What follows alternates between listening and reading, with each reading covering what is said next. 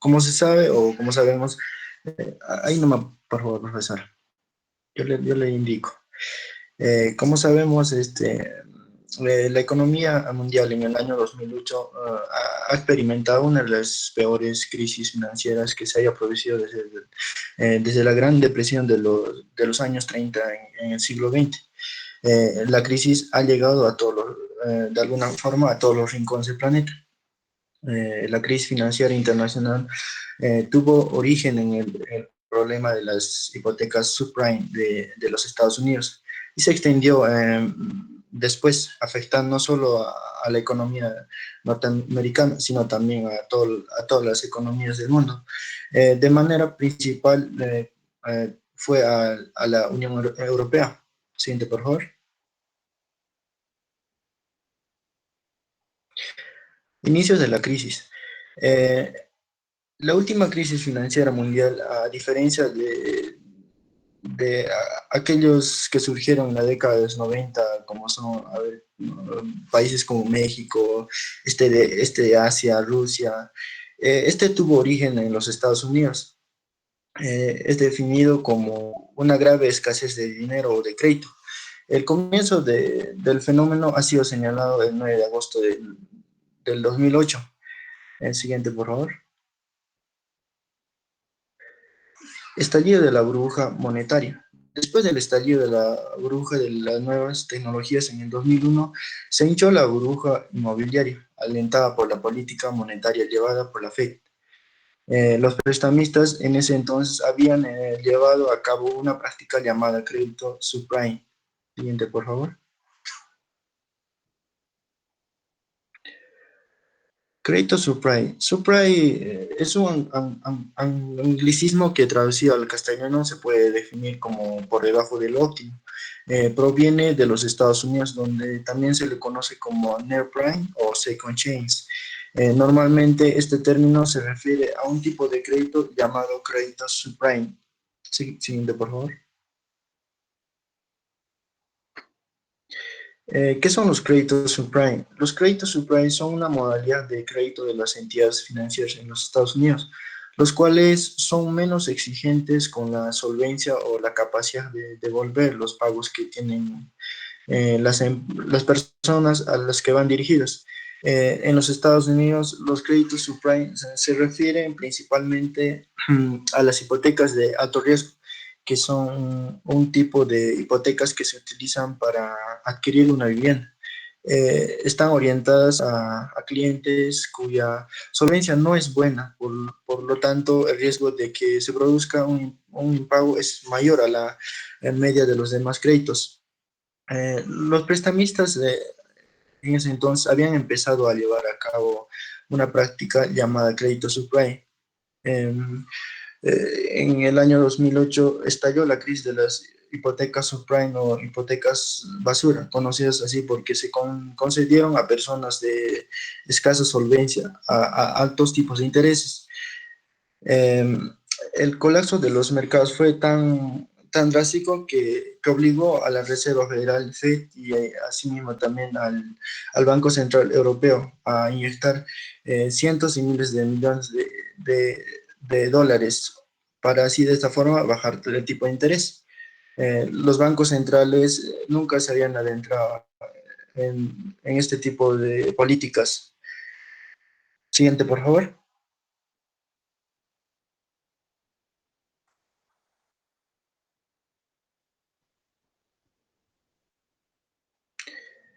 Hipoteca subprime. La crisis con la que empezó todo.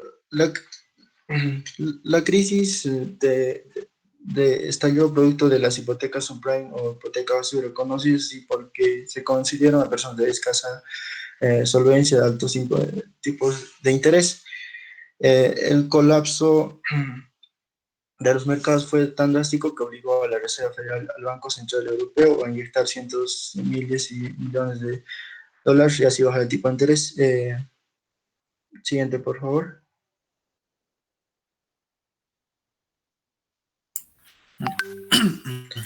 Continuaremos con la exposición y hablaremos acerca de la expansión de la crisis.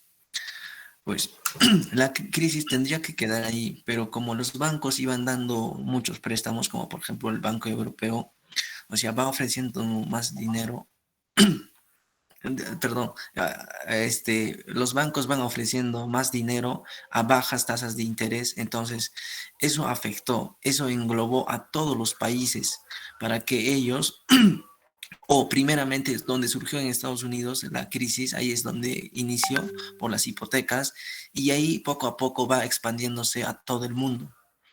Por ejemplo, a través de la titulización, que era los paquetes que se llamaban MBS, también la otra paquete que es CMO o el RMBS, esos eran unos paquetes en los que ofrecían a través de hipotecas prime y subprime con tasas de intereses muy bajos, en las que eran muy riesgosas, en las que las personas no llegaran a pagar.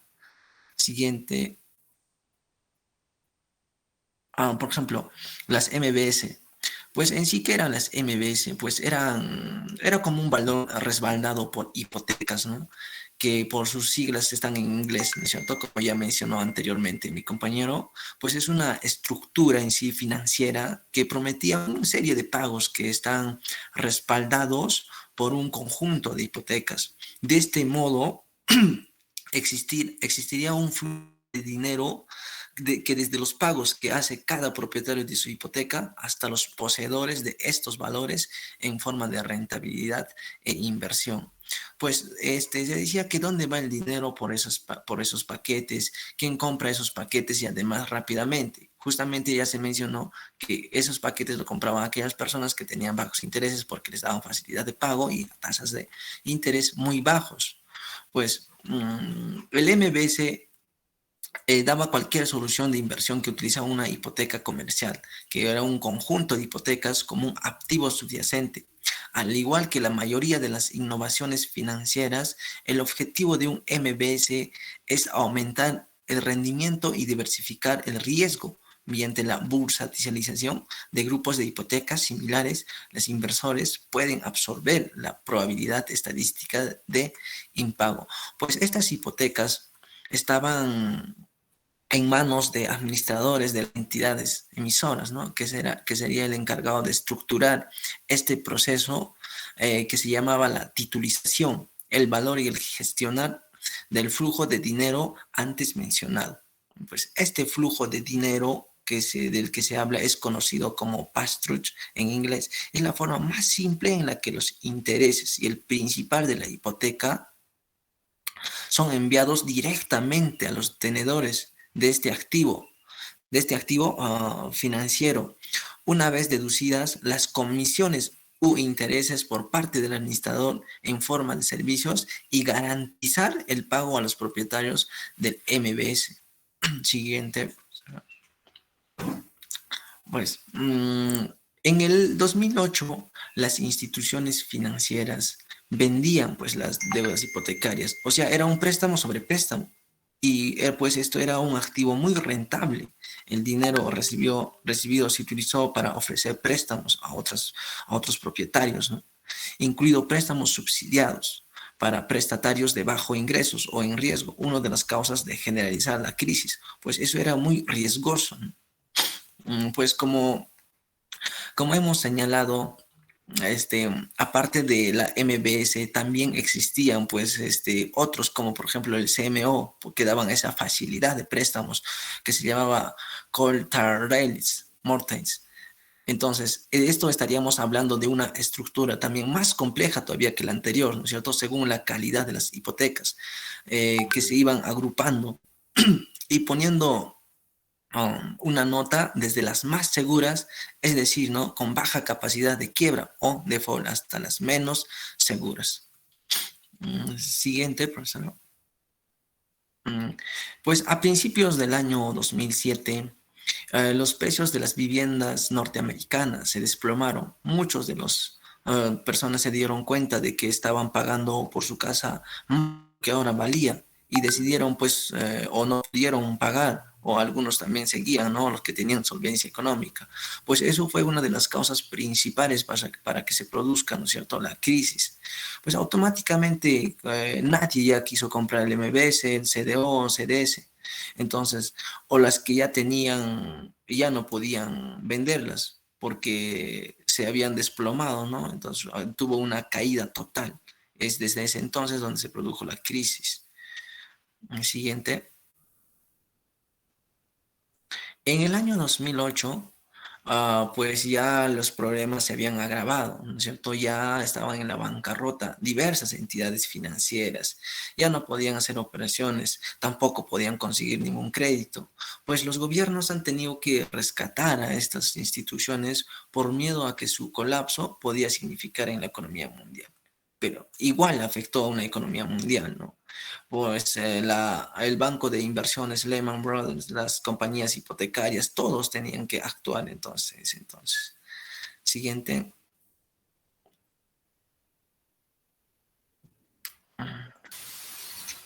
Bien, continuando con la exposición. Como ya dieron esa introducción para poder entender de mejor manera cómo es que pasó la crisis, la Gran Depresión del 2008, justamente la Fed va a empezar a rescatar a sus instituciones. Por ejemplo, el objetivo era impedir que más empresas con deudas contaminadas colapsen, ¿no? Arrastrando consigo a la economía estadounidense y logrando la viabilidad del sistema bancario. ¿Y por qué hizo esto la Fed? La Fed va a hacer esto para poder evitar más quiebras que podrían arrastrar a más empresas, ¿no? Que significaría una mayor pérdida de empleos. Además, esto provocaría un colapso en la economía mundial y, y no logró ese objetivo, ¿no? La Fed, esta crisis se expandió a nivel mundial, como sabemos. Siguiente.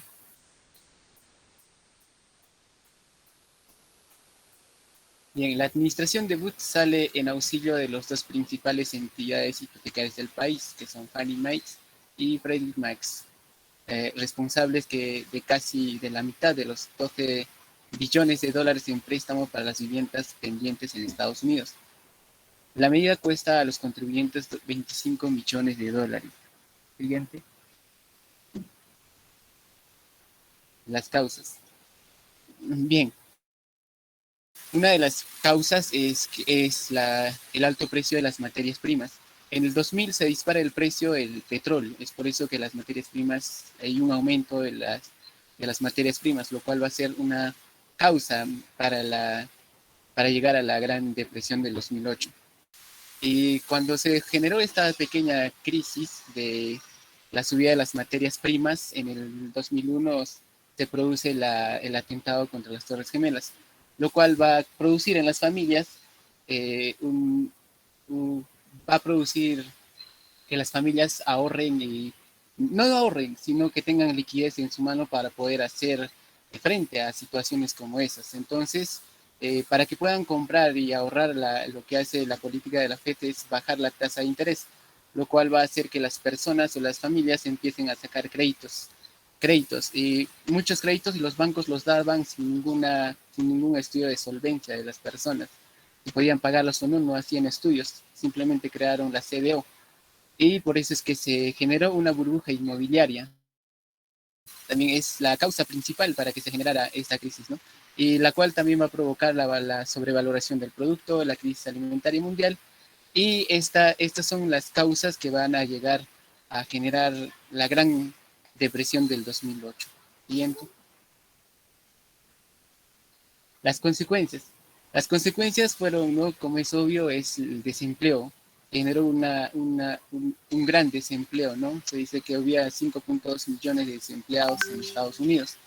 Asimismo, generó que el precio del dinero subiera y las empresas redujeran la producción y los inventarios. Siguiente. Las propuestas para solucionar esta gran crisis fueron, por ejemplo, el fomento de la confianza y el consumo, expansión fiscal y regulación. Asimismo, también fue el fomento de la confianza del consumo, y de igual manera el Senado da 7 millones de dólares para comprar los bancos. Siguiente. Bueno, la conclusión es que es difícil de creer que hace ya 10 años que comenzó la crisis financiera mundial, desencadenada por el desplome del mercado de las viviendas de los Estados Unidos, provocó la recesión más profunda de la historia. reciente y casi derrumba el sistema financiero. Los bancos cayeron, las instituciones públicas fueron a rescatarlas, los mercados de valores se hundieron y los países tuvieron que recibir respaldo financiero. Todavía hoy sentimos los efectos del bajo crecimiento y la agitación política de esta crisis de la Gran Depresión del Sur. Gracias.